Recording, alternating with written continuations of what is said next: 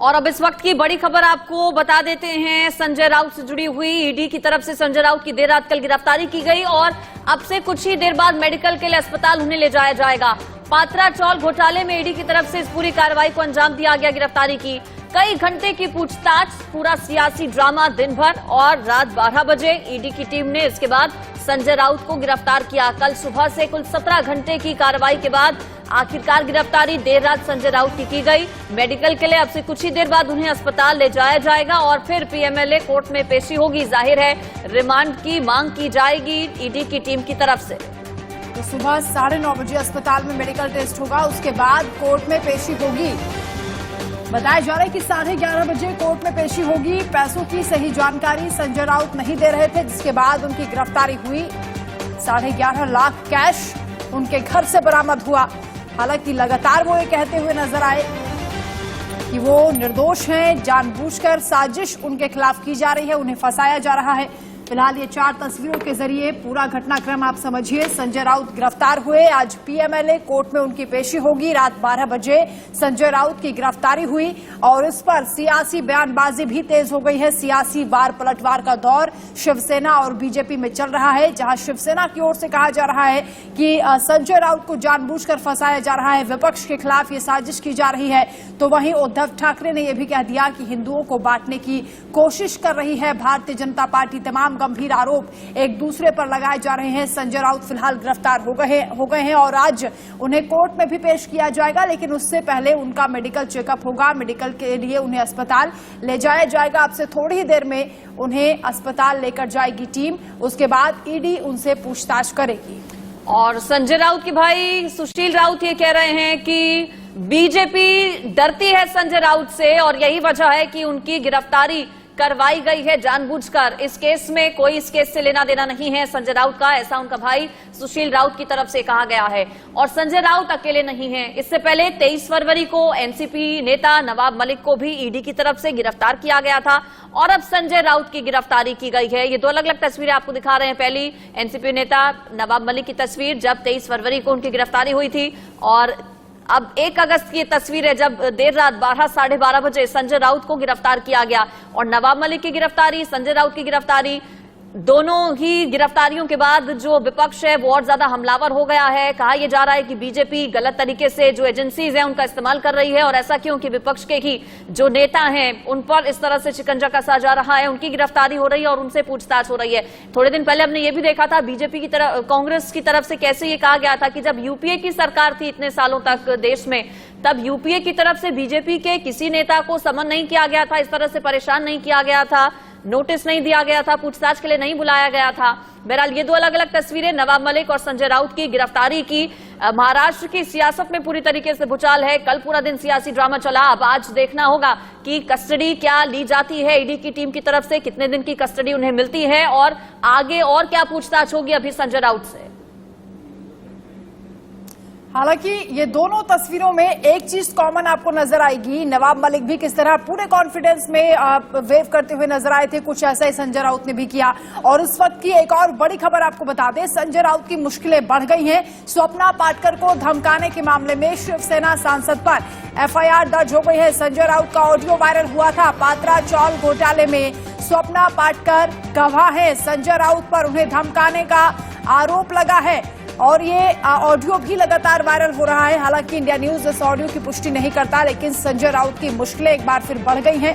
किरीट सोमैया भी लगातार घेर रहे हैं संजय राउत को और उन्होंने इस वीडियो को, इस ऑडियो को पोस्ट भी किया था, जिसके बाद उन्होंने सुरक्षा की मांग की थी। उनको सिक्योरिटी भी दी गई है। फिलहाल स्वप्ना पाटिल को लेकर ये पूरा मामला सामने आ रहा है, जिनसे अभी कहा जा रहा है कि उन्हें धमकाने का पूरा केस है, जिसकी वजह से संजय राउत की मुश्किलें बढ़ गई। तो स्वप्ना को धमकाने से जुड़े पूरे मामले में भी मुश्किलें लगातार बढ़ रही हैं। ऑडियो दरअसल वायरल हुआ है, वो ऑडियो जिसमें संजय राउत की तरफ से धमकाया जा रहा है स्वप्ना पाटकर को।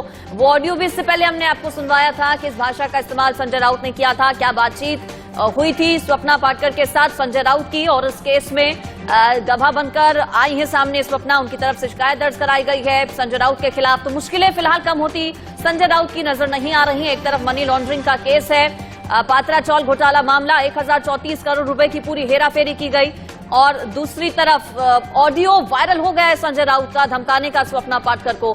इस पर ज्यादा जानकारी ले लेते हैं। सुजाता हमारे साथ जुड़ गई हैं सीधे। सुजाता, सबसे पहले ये बताइए कि कितनी देर में मेडिकल के लिए ले जाया जाएगा? सुबह 9:30 बजे का वक्त बताया गया था, करीब आधे घंटे का ही वक्त बचा है कि तैयारी हो गई है मेडिकल के लिए, कितनी देर में? जी बिल्कुल, देखिए ईडी के दफ्तर के बाहर आप देखेंगे तो कैसे जो भी सारी सुरक्षा है उसे तैयार कर दिया गया है। साथ ही जो मेडिकल की टीम है वो ईडी के दफ्तर किसी भी समय पहुंच सकती है। 9:30 बजे का समय दिया गया था कि 9:30 बजे जो है मेडिकल टेस्ट किया जाएगा, जो प्रोसेस है पूरे इन्वेस्टिगेशन का वो संजय राउत पर किया जाएगा। साथ ही 11:30 बजे जो है उन्हें पीएमएलए कोर्ट में भी ले जाया जाने वाला है। तो एक तरीके से आज का दिन जो है वो काफी ज्यादा इंपॉर्टेंट है। बताया जा रहा है कि जो ईडी है वो कोर्ट में संजय राउत को हिरासत में लेकर उनकी कस्टडी की भी मांग कर सकते हैं कि उन्हें अब कस्टडी में रखकर उनसे इन्वेस्टिगेशन की जाए, उनसे पूछताछ की जाए। हमने जैसे कि आपने अभी कहा कि एक ऑडियो भी वायरल हुआ है जिसमें हम देख सकते हैं कि सुन सकते हैं कि जो संजय राउत है वो स्वप्ना पाटकर से बात करते हैं इसी के चलते। तो आज का जो दिन है वो देखना होगा कि संजय राउत की आगे की भविष्य क्या होगी, ये तय करेगा। एक तरीके से कल भी जो है उनके घर पर कैश बरामद हुआ था, करीब 11 से 12 लाख रुपए जो है उनके घर पर पाए गए। तो ऐसे में एक तरफ संजय राउत का डरते हुए सुजाता, एक के बाद एक तमाम ऐसे मामले निकल रहे हैं जिसको लेकर फंसते हुए संजय राउत दिखाई दे रहे हैं, लेकिन क्या वजह है कि उन्होंने जो कॉन्फिडेंस दिखाया और अपने आप को निर्दोष बताया, बालक साहब की भी क्या झूठी कसम खाई उन्होंने? जी बिल्कुल, देखिए एक तरफ जहां संजय राउत लगातार यही बोलते आ रहे हैं शुरू से, और कल भी उन्होंने अपने ट्वीट में यही बताया कि बाला साहेब ठाकरे की कसम खाकर कि उन्होंने कुछ गलत नहीं किया। लेकिन ये जो कैश का मिलना, साथ ही ईडी का इस तरीके से जो है उन्हें डिटेन कर लेना, ईडी का ये जो है साफ तौर पर कहना कि उनके पास एविडेंस है इसलिए जो है उन्हें अरेस्ट भी किया गया। तो एक तरीके से ये जो है ये डिप्लोमेसी बताता है कि आखिर क्यों जो है बाला साहेब, एक तरफ जहां बाला साहेब ठाकरे को पूजा जाता है शिवसेना में, वैसे ही दूसरी तरफ जो है उनकी झूठी कसमें खाकर इस तरीके से जो है अपनी गलतियां छुपाई जा रही हैं। तो ये शिव सैनिकों में भी एक तरीके से वो भी वेट कर रहे हैं कि आखिर क्या रोल रहा है। सुजाता, मामला पात्रा चौल घोटाले का है, लेकिन इसमें हिंदुत्व को क्यों घसीटा जा रहा है? उद्धव ठाकरे लगातार कह रहे हैं, बीजेपी पर आरोप लगा रहे हैं कि हिंदुओं को तोड़ने की साजिश की जा रही है, पार्टी को तोड़ने की साजिश की जा रही है।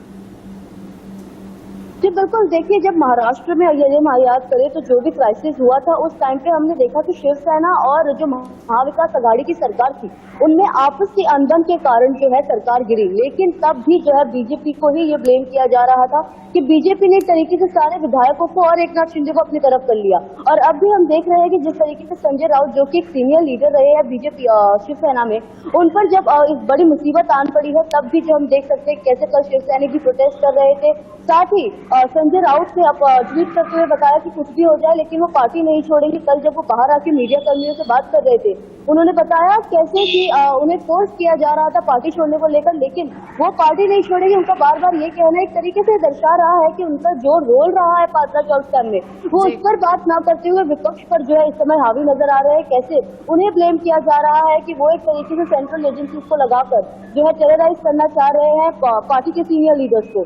तो अब संजय राउत कैसे बाहर निकलते हैं इससे ये देखने वाली बात होगी, क्योंकि सिर्फ विपक्ष को ब्लेम कर वो नहीं निकल सकते अपने पात्रा चौल स्कैम में जो भी उनका रोल रहा है इससे बाहर। उनके पास क्या एविडेंस है, वो किस तरीके से इन्वॉल्व नहीं है इस मैटर में, उन्हें वो प्रूव करना होगा। हालांकि ये प्रूफ होता हुआ नजर नहीं आ रहा। कल 12 लाख कैश मिलना, साथ ही कुछ ऐसे डॉक्यूमेंट्स भी सीज किए ईडी ने जिसे लेकर जाया गया है। दादर के कई इलाकों में जो है ये रेड की गई है। ऐसे कई सारे तमाम सबूत जो है ईडी के हाथ लगे हैं, जो ईडी बता रही है कि काफी ज्यादा सफिशिएंट है संजय राउत को अरेस्ट करने। बिल्कुल, ये बड़ी जानकारी सुजाता आप दे रही हैं, चूंकि कल और भी अलग अलग जगहों पर ईडी की टीम की तरफ से रेड की गई थी, वहां से कुछ अहम जो सबूत हैं पुख्ता वो हाथ लगे हैं।